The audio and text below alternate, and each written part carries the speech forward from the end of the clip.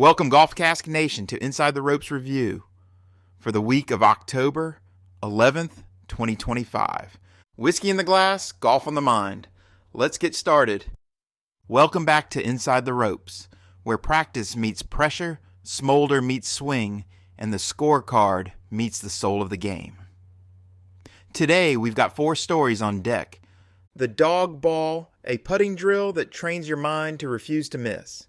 The Slow Burn, what cigars teach us about patience and presence.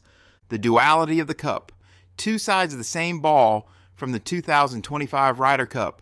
Excellence, not perfection, a beginner's guide to the golfing journey. Let's roll straight into it. And speaking of rolling, let's start on the green with a drill that flips practice from autopilot to all-in. The Dawg Ball, training your mind to refuse to miss. Putting practice has a way of lulling the brain to sleep. Roll ball after ball at the same target, same speed, same stroke, and pretty soon, you're no longer training. You're babysitting golf balls. That's the danger zone. Repetition without purpose is bad training. Your body goes through the motions while your mind is already in the clubhouse, sipping an Arnold Palmer. That's where the Dawg Ball comes in. In my drills, every ball on the green is white, except one. That one is orange, my Dawg Ball. When I drop it into play, I tell my players, this is the must-make, be a dog. Suddenly, everything changes. The Dawg Ball carries weight. It's not just another putt, it's the putt. If you miss, the drill resets. If you make it, you keep rolling. Just like that, practice goes from autopilot to all-in. Why the Dawg Ball works? The Dawg Ball is about more than colored plastic. It's a psychological trigger. Players move from casual repetition into a pressure state, and that matters because golf isn't played in neutral. The game always applies pressure.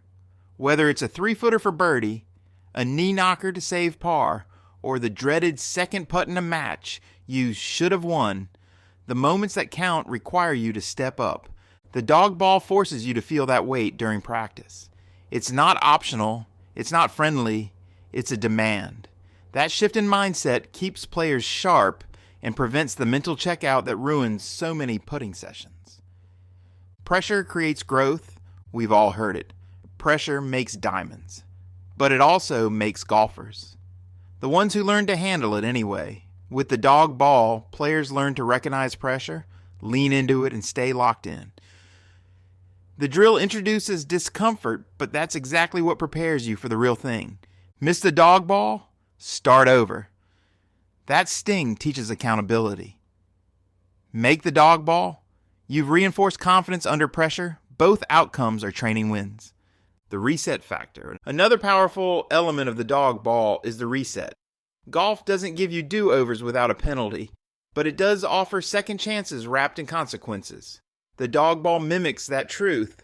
When players know that missing it means restarting, they value each putt more. They focus, they slow down, they breathe. Suddenly, practice putts have real stakes. And isn't that what practice should be? Be a dog. At the end of the day, the Dawg Ball isn't about the ball at all. It's about the attitude. It's about telling yourself, this is a must-make. I'll fight for this stroke, this line, this roll. That mindset carries on to the course. When a player has trained with the Dawg Ball, they don't walk into pressure moments as strangers. They've been there before. They've felt that pulse in their chest and trusted their stroke. They've trained themselves to be a dog when it matters most. Final pour. So here's my advice. Put a Dawg Ball in your practice routine. Make it a different color, make it stand out, and make it matter. Let it teach you how to focus when your brain wants to check out. Let it apply pressure when practice feels too easy. Let it remind you that golf isn't about going through the motions. It's about being a dog when the game demands it. Because if you want to drain putts when it counts, you've got to train like a dog when nobody's watching. Being a dog isn't about the color of the ball. It's about the weight of the moment and your willingness to meet it. If you're building that mindset, you'll want a community that builds with you. Here's how to plug into Golf Cask. Join golfcask.com and get the full experience. Golf Cask Life Magazine, Blind Tasting Society, Golf and Whiskey Trails, weekly Inside the Ropes recaps, and member events that turn practice into progress. Your story belongs here. Join the nation at golfcask.com. From sharpening the mind to slowing the moment, let's step into the glow of a match and the rhythm that follows. The slow burn. What cigars teach about patience. Spirit of the game. Reflections from the fairway, the firelight, and the friends who pour along the way. There's a certain quiet that follows a good strike of a match. Not the loud crackle of ignition, but that delicate hush that comes before the first draw. When the world pauses just long enough for you to notice the moment you're in. It's here, in that flicker of stillness, that cigar people tend to live. Golfers understand it too. The pause before the swing, the breath before the putt, the silence before the applause. Both require a rhythm that can't be forced, only found. The first draw of a cigar, much like the first drive of a round, doesn't define the experience. It just introduces you to it. The flavor will change, evolve, and unfold in its own time. You can't rush a cigar, and if you try, it'll turn bitter. The same goes for a golf round and, let's be honest, most of life. The pace of patience. I've come to believe that cigars teach one lesson above all others: patience without boredom. You're not waiting for something, you're in something. The experience is happening in real time. It's just moving at its proper pace. The draw, the flavor, the subtle temperature change in the smoke. Each moment rewards attention, not urgency. A cigar doesn't care how many emails you've got waiting. It doesn't care if your backswing fell off. It just burns at its own pace, inviting you to slow your rhythm until you match it. It's no coincidence that some of the best conversations I've ever had started over a cigar and outlasted the burn. In a world that rewards reaction, cigars reward reflection. The lesson between puffs. Golfers often say they lose their swing tempo when they get quick. We talk about rushing from the top, losing feel, or getting handsy. What's really happening is we've sped past patience. We've left presence behind. In coaching, I've told players for years that a great swing feels effortless because timing replaces tension. The same principle applies when you light up. Draw too fast and you lose the balance. Pull too slow and the ember dies. The sweet spot, that perfect rhythm, is what gives you both flavor and consistency. It's the same balance that defines good whiskey, good golf, and good company. You don't control it, you sync with it. Smoke as a mirror. Ever notice how a cigar burns unevenly when you're distracted? The side you neglect smolders faster. The same goes for your craft, your relationships, and your practice. Attention fuels this evenness. I've come to see smoke as a mirror, a thin, drifting reflection of my own presence. If the burn is erratic, chances are I am too. But when it's even, slow, and balanced, I can feel that same steadiness in my breath, my swing, and even my patience with others. That's the spirit part of the game, and the quiet internal one that tells you who you're becoming while you're busy trying to perfect what you do. Firelight and fellowship. There's something profoundly honest about the company cigars attract. You don't fake your way through a 90-minute burn. By the halfway mark, pretension goes cold. People talk slower, laugh deeper, and listen longer. I've sat under countless porch lights and clubhouse patios where smoke drifted above whiskey glasses and time forgot itself. Those nights have a rhythm all their own. Part confession, part therapy. Part laughter that refuses to die young. That too is the spirit of the game. It's not about scorecards or stats. It's about presence, ritual, and gratitude. The unspoken bond between those who stay long enough to appreciate the details. The lesson that lingers. A cigar doesn't last forever. Neither does a round. Neither does a pour. But each, done right, leaves something behind. Not residue, but resonance. You remember the company? You recall the light? You taste the patience? Maybe that's why we keep coming back to the tee, to the torch, to the table. It's not repetition, it's reverence. So here's to the slow burn, to the ones who don't rush their moments or their people, to those who know that time well spent is its own reward. Here's to the spirit of the game, shared one pour, one swing, and one story at a time. Presence over pace, rhythm over rush, that's the spirit of the game. And there's a weekend built exactly for that spirit, pours, fairways, and friends under Virginia skies. Irons and Oak, October 31st through November 2nd in Charlottesville. Birdwood and the Nest by day, pours, and stories by night. Tastings, cigars, and a table that always has one more seat. Lock in your spot at golfcask.com. Pour, play, and puff with the nation. From the quiet of the patio to the roar of a crowd, let's talk about passion, poise, and which side of the line we chose at the Ryder Cup. The Duality of the Cup. Two Sides of the Same Ball by Brian Bailey, Golf Cask. Every great event carries two stories, one of heart and one of heat. The 2025 Ryder Cup gave us both in full pour. It was a clash of pride and patience, of cheers and jeers. Europe rose as one, calm and precise, while Team USA roared late with fire and fury, nearly making history. Yet, as the dust settled, the cup reminded us that how we compete matters just as much as whether we win. Golf, like whiskey, has its flavor notes, some sweet, some sharp, and this Ryder Cup had both in heavy measure. The duality of sportsmanship. Below is a look at the two sides of the same story, the quotes that lifted the cup and the actions that let it spill a few drops.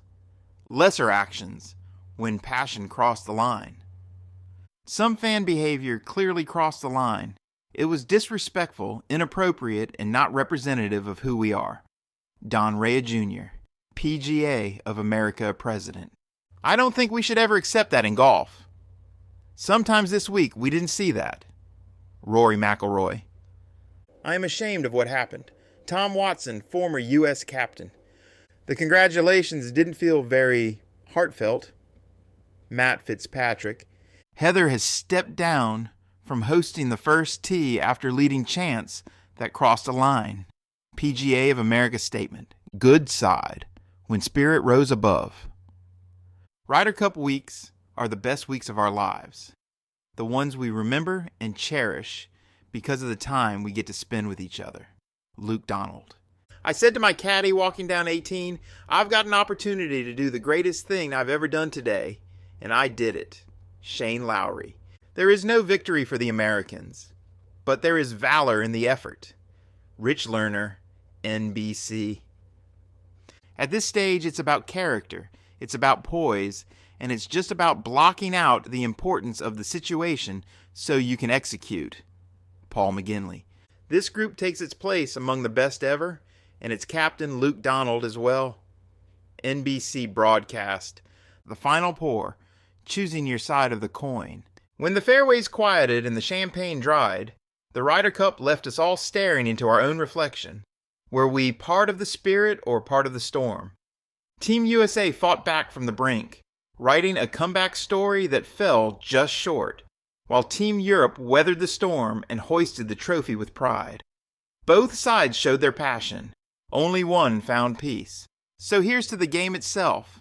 The shots hit pure, the hearts tested, and the reminder that sportsmanship is the finest pour in any glass. In the end, the cup asks all of us a simple question. Were we part of the spirit or part of the storm? If you've got thoughts, we've got a place to put them on the record and to taste what's next. Check Pour Decisions for fresh rankings and reviews, courses, whiskeys, pubs, and cigars, updated by the nation. And the Golf Cask Whiskey Syndicate just blind tasted again and dropped new notes. Compare your palate, sharpen your picks, and join the next bottle share at golfcask.com. Now let's bring it home with a reminder that moves beginners and veterans alike. Choose excellence over perfection. Excellence, not perfection. A beginner's guide to the golfing journey. Francisco Paxot. The first steps into golf are often magical. The beauty of a well-designed course, the crisp sound of clean contact, the quiet joy of chasing something just out of reach. These are the moments that hook us, but for many, that wonder soon gives way to frustration, the pressure to get it right, to swing like the pros, to chase perfection. This is where the game starts to lose. People. Golf is a game built on precision, but played by imperfect people in an ever-changing environment. Wind, lie, slope, temperature, pressure, nothing stays the same. The pursuit of excellence draws us, and the obsession with perfection, that drives many away. By Francisco Hernan Pachsot. For beginners, the biggest breakthrough isn't mechanical, it's mental. Fundamentals matter, of course. Grip, posture, alignment are your blueprint, but they're not trophies to collect. They're tools to use. The goal isn't a picture dash, perfect swing. It's one that's functional, repeatable, and adaptable. As a coach, I see it daily. Players trapped in the myth of mechanical mastery, thinking success lies in perfect motion. But real performance comes from how you think, how you react, how you manage pressure. My job isn't just to improve your swing, it's to improve your decisions, your practice habits, and your focus on what actually lowers scores, and that means tracking the right numbers. New golfers often chase the wrong stats. Swing speed, 300-yard drives, YouTube, certified positions. Instead, start with things that actually matter. Fairways hit, not because you need all of them, but because life's easier from the short stuff. Greens in regulation, GIR. Think trends, not totals. If you're hitting 3 to 5 greens over ground, you're improving. 3-putt avoidance, the easiest way to shave strokes, stop turning twos into 3 seconds. Then there are the disruptors. Out of bounds tee shots, penalty strokes, hero, shots gone wrong. These aren't just mistakes. They're round wreckers. Avoiding them is often more valuable than any perfect swing. Smart golf is knowing when to go for it and when to just keep the ball in play. The underrated superpower in golf, adaptability. Conditions change, your swing feels different. So does your body, your mood, the weather. The best players aren't just skilled, they're flexible. They respond, they adjust, they stay present. Sometimes a chunk shot gets a lucky bounce. Sometimes a missed green sets up your best up and down. That's golf. You can't control it all. And honestly, that's part of the fun. This mindset flips the goal from swinging well to playing well. You stop chasing perfect and start building something more important, a game that holds up under pressure. Like a good whiskey, it takes time, care, and patience. You can't fake it, but what you build will be your own. Crafted, refined, and deeply rewarding. Excellence in golf isn't about getting everything right. It's about getting the right things better, one round at a time. Ben Hogan said it best. The most important shot in golf is the next one. Start there. Let the rest take care of itself. Track what matters, adapt to what changes, and let excellence, one round at a time, be the aim. Let's wrap this up. Dash. So that's your Inside the Ropes review. Train pressure with the Dawg Ball. Find presence in the slow burn. Choose spirit over storm in the Ryder Cup. And chase excellence, not perfection, in your game. Here's the final pour. Your best golf and your best life live at the intersection of focus, patience, character, and growth. Practice with weight, play with presence, improve what matters. Until next time, our cadence remains. Spark, sip, swing at golf cask.